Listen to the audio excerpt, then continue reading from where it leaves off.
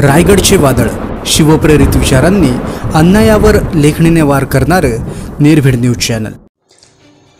Bharat Ratna doctor Babasaheb Ambedkar यांच्या 133व्या जयंती प्रित्यर्थ भारत पवार यांनी संगीतबद्ध केलेल्या गाण्याचा लॉन्चिंग समारंभ संपन्न। आला एप्रिल महिना नाचल्याशिवाय मन राहीना। आला एप्रिल महिना नाचल्याशिवाय मन राहीना। डीजे नगारा ढोलताशा आन गगनात आनंद मावेना। निळा समाज सांगत जाय, निळा समाज सांगत जाय, निळा समाज सांगत जाय, निळा समाज सांगत जाय, माझ्या भीमाची जयंती हाय। निळा समाज सांगत जाय, माझ्या भीमाची जयंती हाय। निळा समाज सांगत जाय, माझ्या भीमाची जयंती हाय।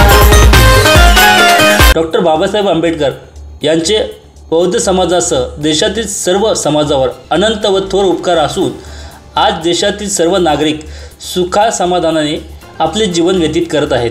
त्यामुळे डॉक्टर बाबासाहेब आंबेडकर यांच्या 133व्या जयंतीनिमित्त त्यांच्या जीवनचरित्रावर स्वतःचे एक गाणं रचण्याची इच्छा असलेल्या व आपल्या मधुर आवाजाने मुंबई पुणे यांसह रायगड जिल्ह्यातील विविध ठिकाणी कराओके रसिक प्रेमींची मने जिंकणारे पंचशील नगर गुंडगे कर्जत येथील साक्षात सरस्वती ज्यांच्या ओठावर विराजमान असलेले गायक भारत पवार यांनी बाबासाहेबांच्या जयंतीनिमित्त एक सुंदर असे गीत संगीतबद्ध करून बाबासाहेबांना आगळे वेगळे अभिवादन केले।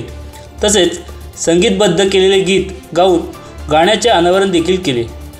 सदर गीत अनावरण सोहळ्याप्रसंगी सुर सरगम टीमचे सदस्य तथा कार्यसम्राट नगरसेवक उमेश गायकवाड, साहिल शेख, सुनील जाधव, फारुख जलगावकर, संजय गायकवाड, रमेश एवळे, मंगेश दळवी, अशोक अल्लाट, सचिन जगताप, पंचशील नगरमधील सर्व मान्यवर रहिवासी तसेच त्यांच्या सौभाग्यवती रेणुका पवार, मुली भूमी आणि आराध्या पवार ह्याही उपस्थित होत्या। तसेच सदर कार्यक्रमानिमित्त ज्येष्ठ पत्रकार तथा साप्ताहिक रायगडचे वादळचे संपादक प्रभाकर गंगावणे प्रामुख्याने उपस्थित होते। त्यांच्याबरोबर व्हिडिओ एडिटर अंकुश कांबळे, भारत पवार यांचे सहगायक संतोष वाघमारे आणि रोहिणी दलवी यासुद्धा उपस्थित होत्या।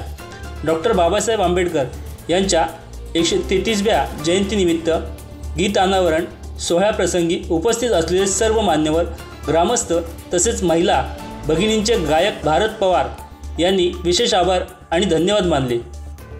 गायक भारत पवार हे गायनासोबत सामाजिक कार्यातही अग्रेसर असून त्यांनी कोरोना महामारीच्या काळात नोकरी गमावलेल्या हजारो बेरोजगार तरुणींना विविध क्षेत्रात नोकऱ्याही उपलब्ध करून दिल्या आहेत।